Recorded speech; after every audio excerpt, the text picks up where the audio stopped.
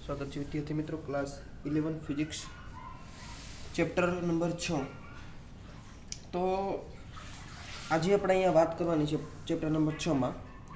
તો chapter number 6 નું નામ જોઈએ તો ચેપ્ટર નંબર 6 નું નામ છે આપણી પાસે કાર્ય ઊર્જા અને પાવર। કાર્ય ઊર્જા અને પાવર। તો ત્રણ વિશે વાત કરવાની છે, કાર્ય ઊર્જા અને પાવર વિશે ત્રણેય વિશે આપણે વાત કરવાની છે। ઓકે, शुरुआत में આપણે કાર્ય વિશે વાત કરવાની છે। ઓકે, તો શરૂઆતમાં કાર્ય માટે થોડાક ઉપયોગી એવું ગાણિતિક સૂત્ર થોડાક આપણે જોઈએ છે અને થોડાક સંબંધો જોઈએ છે। તો એના વિશે પહેલા વાત કરી લઈએ, પછી આપણે આગળ કાર્ય તરફ જઈશું। તો પહેલો ધારો કે આપણી પાસે પ્રશ્ન કંઈક આવો છે કે સદિશોનો અદિશ ગુણાકાર। સદિશોનો अदिश गुणाकार। तो पहलो टॉपिक है अपने सदिशों अदिश गुणाकार करवो छे। ओके, तो धारो के ए अने बे सदिशो छे। आ धारो के आ ए सदिश छे, ओके, अने धारो के आ बी सदिश छे। एमनी वच्चेनो खूणो थीटा छे। बे सदिशो आपणी पासे छे, ए अने बी सदिश, एमनी वच्चेनो खूणो थीटा छे। तो आ बे सदिशोनो जो अदिश गुणाकार करवो छे तो सदिशोनो अदिश गुणाकार एमनु सूत्र लखीए तो कंईक आवुं मळे। आ ए सदिश छे, आ बी सदिश छे, एमनी वच्चेनो अदिश गुणाकार ने मित्रों डॉट वडे दर्शावाय। ज्यां पण क्यांक डॉट होय एनो मतलब समजવાનો केवो गुणाकार छे, आ बे सदिशो वडे अदिश गुणाकार छे। ओके, तो ए डॉट बी बराबर सूत्र शुं थाय तो के A B cos theta. A B cos theta खास ध्यान आपजो, જ્યારે બે સદિશોનો તમને અદિશ ગુણાકાર પૂછે એ ડોટ બી હોય તો શું સમજવાનું, એ બી cos થીટા। આનાથી ઉલટું પણ કરી શકાય, જ્યાં તમને એ બી cos થીટા લખેલું હોય એના બરાબર તમે એ સદિશ ડોટ બી સદિશ પણ લખી શકો। હવે તમને કહે સર એને કેમ આગળ લખો ને બીને કેમ પાછળ લખો, તો પણ જો બી ઇન્ટુ એ કરો તો એ સાચું જ થાય। બી ઇન્ટુ એ cos થીટા પણ સાચું જ પડે। ઓકે, तो एनो मतलब एम थयो कि ए सदिश डॉट बी सदिश होय एना बराबर तमे बी डॉट ए करो, ए बने केवा थाय, साचा थाय मित्रों। ए गुणाकार में बी करो, ए ने बी नो डॉट प्रोडक्ट लो, अने बीजो शुं कहेवाय, डॉट प्रोडक्ट पण कहेवाय। शुं कहेवाय, डॉट प्रोडक्ट। डॉट प्रोडक्ट एटले प्रोडक्ट एटले गुणाकार, अने डॉट एटले जो आपणे ए ने बी वच्चे डॉट जोईए छे तो ए ने बी वच्चेनो डॉट प्रोडक्ट कहेवाय। डॉट प्रोडक्ट एटले अदिश गुणाकार कहेवाय, याद राखजो। तो जो आ जो क्रमना नियमनुं पालन करे छे, एक गुणाकार में बी होय तो बी गुणाकार में ए थाय। क्रमनो कोई अहींया लागू पड़तो नथी कि ए पछी बी होय तो बी पछी ए, बे सरखुं थाय नहीं। तो आने कहेवाय बे सदिशोनो अदिश गुणाकार। ओके, तो आने शुं कहेवाय, आ क्रमना नियमनुं पालन करे छे। शुं करे छे, क्रमना नियमनुं पालन करे छे। ओके, चलो तो पछी बात करिए। आ तो आपणे बेनी बात करी। ओके, હવે ધારો કે અમે અલગ અલગ કેસ લઈએ। ધારો કે તમને કહે કે એ અને બી છે એકબીજાને કેવા છે, લંબ છે। ધારો કે એ સદિશ આ રીતે છે, બી સદિશ આ રીતે છે। ધારો કે રેડી, એ સદિશ આ રીતે છે, બી સદિશ આ રીતે છે। ઓકે, તો વચ્ચે ખૂણો કેટલો થઈ ગયો, વચ્ચે ખૂણો થઈ ગયો 90 ડિગ્રી। ઓકે, તો તમને આવું ધારો કે કોઈ કેસ હોય કે એ અને બી વચ્ચે, ए ने बी वच्चे थीटा छे ए केटलो होय 90 डिग्री 90 डिग्री नो खूणो होय, त्यारे बी वच्चेनो डॉट प्रोडक्ट केवो आवे, अदिश गुणाकार। तो कि ए सदिश बी बराबर आपणी पासे सूत्र शुं थाय, A into B cos theta. Theta बराबर केटला छे 90 डिग्री, अने cos 90 डिग्री बराबर केटला थाय, तो कि cos 90 डिग्री बराबर थाय 0। तो एमनो अदिश गुणाकार केवो मळे मित्रों, 0 मळे। ओके, तो याद रखो बे सदिशो ज्यारे परस्पर लंब होय, बे सदिशो परस्पर लंब होय त्यारे तेमनो डॉट प्रोडक्ट छे अथवा अदिश गुणाकार करीए तो शुं मळे आपणने, 0 मळे। ओके, हवे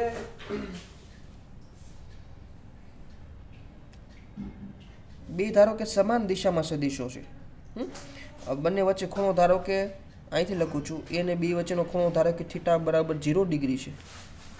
હે ત્યારે શું થઈ જાય તો કે a ઇન્ટુ બી બરાબર A B cos 0 degree. Cos 0 degree કેટલા થાય 1 થાય. ઓકે, તો આપણને મળે a ઇન્ટુ બી. હવે ધારો કે આપણને એ પણ ખ્યાલ છે. હવે ધારો કે જો આ એક્સ દિશા છે, આ વાય દિશા છે અને આ ઝેડ દિશા છે. આ એક્સ દિશા છે, આ વાય દિશા છે અને આ ઝેડ દિશા છે. હવે આપણને ખ્યાલ છે એક્સ દિશાના એકમ સદિશને આપણે આઈ કેપ વડે દર્શાવીએ, વાય દિશાના એકમ સદિશને જે વડે દર્શાવીએ, ઝેડ દિશાના એકમ સદિશને આપણે કે કેપ વડે દર્શાવીએ. ઓકે, તો ખાસ ધ્યાન રાખજો. હવે જો તમને પૂછવું હોય કે આઈ કોઈ પણ જગ્યાએ આઈ ગુણાકારમાં આઈ આવે, આઈ ડોટ આઈ આવે, તો શું કરવાનું? આઈ ડોટ આઈ હોય તો જો ખાસ ધ્યાન રાખજો, જો આઈ ડોટ આઈ છે તો ડોટ હોય તો આપણે શું મૂકવાનું? હમણાં મેં કીધું હતું શું મૂકવાનું, તો કે આઈ ગુણાકારમાં આઈ, હે ને. એ ડોટ બી હોય તો એ બી, ને તો આપણે એ અને બી બંને લખ્યા, અને કોસ થીટા આવશે તો આઈ અને આઈ જો એક્સ દિશામાં આવે, બીજો આઈ એક્સ દિશામાં આવે, તો બંને વચ્ચે ખૂણો કેટલો થઈ જાય? તો બંને વચ્ચે ખૂણો થઈ જાય કોસ 0 ડિગ્રી. અને કોસ 0 ડિગ્રી હોય તો કેટલા થઈ જાય? કોસ 0 ડિગ્રી તો 1 થઈ જાય. ચાલો 1 થઈ ગઈ, આની કિંમત 1 થઈ ગઈ. તો આઈ એટલે શું છે? એકમ સદિશ. ને એકમ સદિશનું મૂલ્ય કેટલું હોય? 1 એકમ. તો આનું 1 એકમ, આનું 1 એકમ, આનું 1 એકમ, તો જવાબ કેટલો? 1 આવે. યાદ રાખજો આઈ ડોટ આઈ કેટલા થાય? 1. આવી જ રીતે મિત્રો આઈ ડોટ આઈ બરાબર 1 થાય.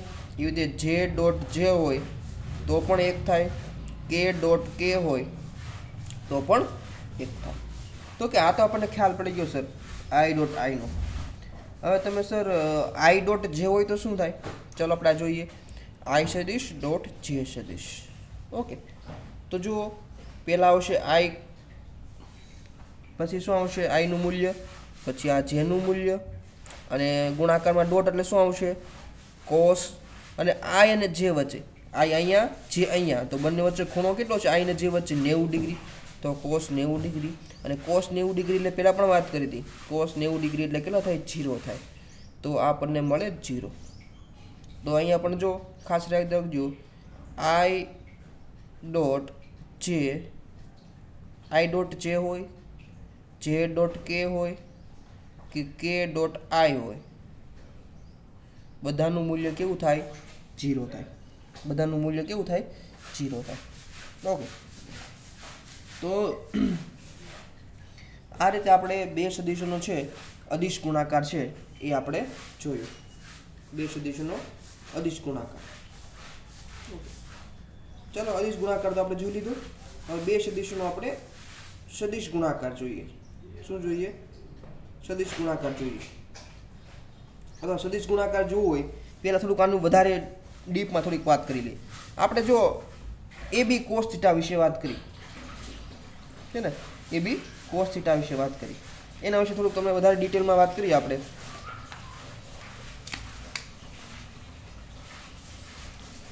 તો અહીંયા આપણે બે સદિશોનો અદિશ ગુણાકાર લઈએ. ધારો કે એક એ સદિશ છે, એક બી સદિશ છે, એમની વચ્ચે ખૂણો ધારો કે થીટા છે, તો આપણે લખી શકાય એ બી કોસ થીટા. શું લખાય?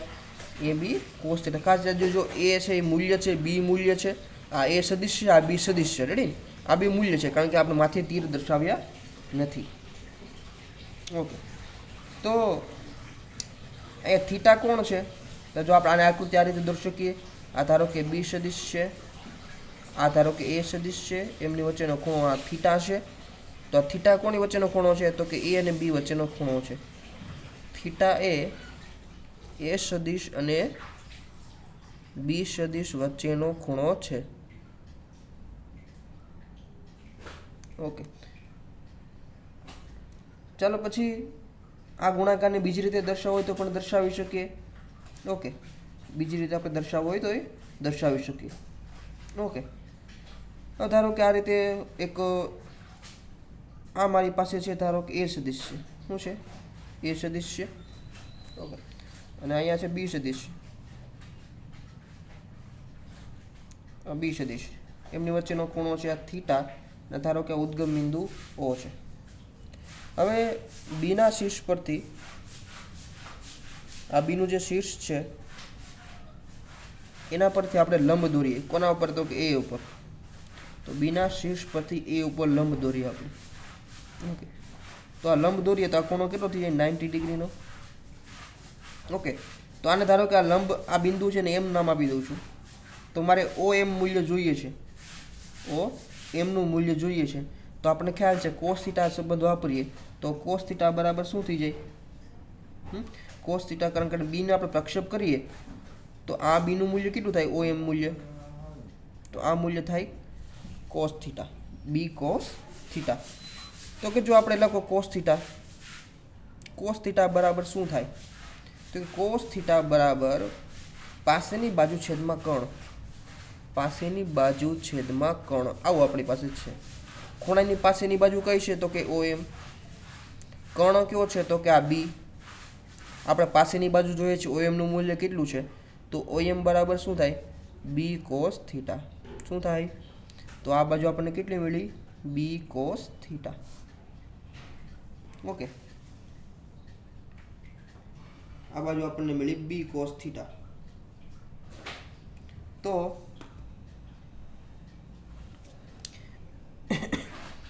તો આમ પણ લખી શકાય B cos थीटा એટલે શું છે? તો કે B નો A પરનો પ્રક્ષેપ, A પરનો પ્રક્ષેપ। અને પ્રક્ષેપ એટલે કાંઈ નહીં, પડછાયો। B નો આ B સદિશ નો A પર આપણે શું કર્યો છે? પડછાયો કર્યો છે। એ આપણને કેટલો મળે છે? B cos theta. બરાબર, તો B cos थीटा ને શું કહેવાય? B નો A પર આપણે પડછાયો, B નો A પરનો પ્રક્ષેપ। ઓકે, આ રીતે પણ લખી શકાય।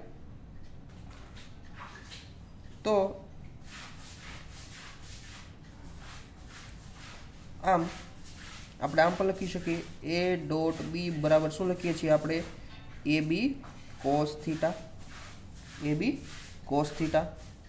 એમાંથી A એમ નામ રાખું, આ કૌંસમાં B cos थीटा લખું છું। અને B cos थीटा બરાબર શું લખાય? તો કે OM લખાય। તો A ગુણાકારમાં OM।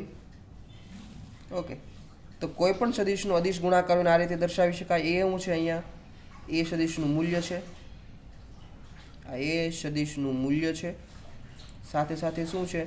ગુણાકારમાં OM। OM ને શું કહેવાય? B નો A પરનો પ્રક્ષેપ, B નો A પરનો પ્રક્ષેપ। ઓકે, આ પણ રીતે લખી શકાય A ડોટ B ને। ઓકે, આ થિયોરિટિકલ મિત્રો આપણે બધું આ જ્યારે ક્વેશ્ચન પૂછાય ત્યારે આ રીતે લખવાનું છે। બાકી A ડોટ B એટલે AB cos थीटा તમારે યાદ રાખવાનું છે, સિમ્પલ। ઓકે, હવે તને કોઈક આનાથી ઉલટું કે સર તમે અહીંયા B સદિશ અહીંયા લીધો, A સદિશ અહીંયા લીધો, કેમ આ B cos थीटा લીધા? અમારે A cos थीटा લેવું કંઈ પ્રોબ્લેમ છે? અહીંયા એક B cos थीटा લીધે એ જગ્યાએ cos थीटा લે તો કંઈ પ્રોબ્લેમ નથી। જો એ પણ આ જ રીતે થાય। ઓકે, ધારો કે આ B સદિશ તો હતો જ અહીંયા, આપણી પાસે ધારો કે A સદિશ છે। ઓકે, એમની વચ્ચેનો ખૂણો થીટા છે। હવે એનો પડછાયો હું B ઉપર લઉં છું, તો એનો પડછાયો જો B ઉપર લઉં છું,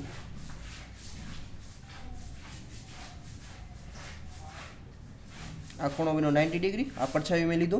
આને ધારો કે નામ આપી દઉં, ગમે નામ આપી દઉં, O છે, ON નામ આપ્યું છે, ઠીક। ચાલો, તો મારે ON બાજુ જોતી કેમ મળે? તો અહીંયા મેં વાત કરી હતી, જો અહીંયા cos थीटा બરાબર, તો cos थीटा બરાબર પાસેની બાજુ છેદમાં કર્ણ, પાસેની બાજુ કઈ થઈ ગઈ? ON થઈ ગઈ। અને કર્ણ કયો થઈ ગયો? તો કે કર્ણ આપણી પાસે થઈ ગયો આ A સદિશ। તો ON બરાબર શું મળે આપણને? A cos थीटा મળે। શું મળે? આ ON બરાબર આપણને મળ્યું A cos थीटा। ठीक है, तो આપણે ON બરાબર લખી શકીએ। ON બરાબર શું મળ્યું? A cos theta. A cos theta ને કઈ રીતે લખાય? તો કે A નો B પરનો પ્રક્ષેપ, A નો B પરનો પ્રક્ષેપ, પ્રક્ષેપ એટલે પડછાયો। ઓકે, આ રીતે લખવું તો આમાં લખી શકાય। જો આપણે શું લખતા હતા? A ડોટ B બરાબર શું લખીએ? તો કે AB cos थीटा લખીએ। આના પરથી હું B ને એમ નામ રાખું છું, A cos थीटा લખું છું। ઓકે, હવે B બરાબર શું લખાય? તો કે B સદિશનું મૂલ્ય છે, આ B સદિશનું મૂલ્ય ડાયરેક્ટ લખું છું। અને ગુણાકારમાં શું છે? A cos थीटा એટલે શું લખાય? એનો B પરનો પ્રક્ષેપ, એનો B પરનો પ્રક્ષેપ। ઓકે, તો આ રીતે આપણે છે એ બે સદિશોનો અદિશ ગુણાકાર છે એ લખી શકીએ. ઓકે, આ રીતે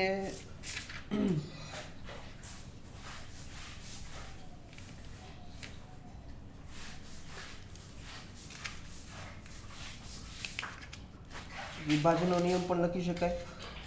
ઓકે, તો જો આપણે ક્રમનો નિયમ તો જોયો હતો. અહીંયા ક્રમનો નિયમ હમણાં શું જોયો હતો તો કે એ ડોટ બી હોય તો આને શું કહેવાય, બી ડોટ એ કહેવાય. આને શું કહેવાય, ક્રમનો નિયમ. તો ક્રમના નિયમનું પાલન કરે છે. રેડી ને? આવી રીતે જૂથનો નિયમ હોય, કોનો નિયમ હોય, જૂથનો નિયમ, અથવા એને બીજો પણ કહેવાય વિભાજનનો નિયમ પણ કહેવાય. શું કહેવાય, વિભાજનનો નિયમ. વિભાજનનો નિયમ. તો એ નિયમ શું કહે છે તો કે ધારો કે એ સદિશ ડોટ બી પ્લસ સી હોય. વિભાજનનો નિયમ શું કહે છે કે વિભાજન કરવાનું. એ ડોટ કાઉન્સમાં બી પ્લસ સી હોય તો શું થઈ જાય, એ બી આર એ ડોટ થઈ જાય, એ ડોટ બી, અને એ પાછું અંદર ગુણાય તો પ્લસ એ ડોટ સી થઈ જાય. ઓકે,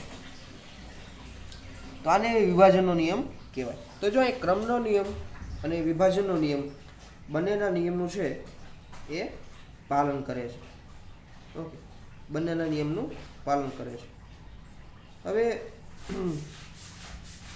થોડુંક આગળ તરફ વાત કરીએ, હજી એક બે મુદ્દા વાત કરીએ. તો જુઓ, આપણે ક્રમનો નિયમ ને વિભાજનનો નિયમ તો જોયો.